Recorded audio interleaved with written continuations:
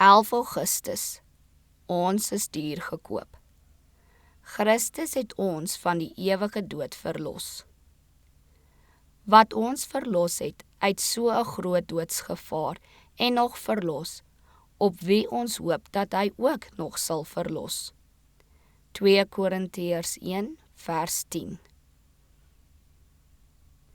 Ons Heiland het na hierdie wêreld gekom om in menslike natuur al die versoekings wat tot die mens kom, te verduur. In sy lewe het hy die verleidende, lokkende, vernietigende krag van die listige vyand gemeet.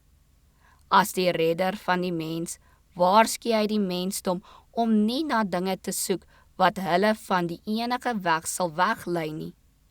Hy het 'n heerlike weg gebaan vir diegene wat op reis is na die hemelse wonings wat hy gaan berei het vir almal wat hulle sal voorberei om lede van die koningsgesin te word. Met sy lewe het Christus elke mens vrygekoop. Hy het 'n wrede dood gesterf om mens van die ewige dood te red.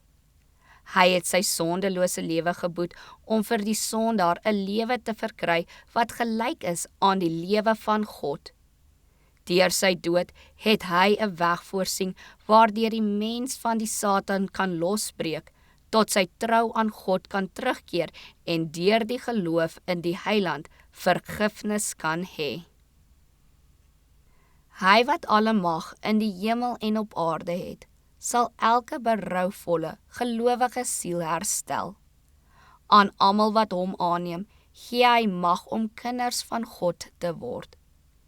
Hy stel groot belang in elke siel, want hy het met sy eie lewe betaal sodat niemand vir ewig verlore mag gaan nie.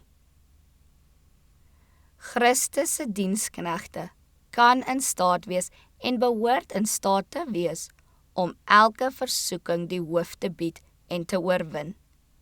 Hulle behoort te sê, ek is nie my eie nie, ek is duur gekoop, deur die onberekenbare offer wat Christus vir my gedoen het hy dit vir my onmoontlik gemaak om meer aan hom te gee as wat hy vereis. Alles behoort aan hom. Hy het my liggaam, siel en gees gekoop. Hy eis al my tyd, al my vermoëns. Diegene wat hom ontvang en in hom glo, word die geestelike kinders van God.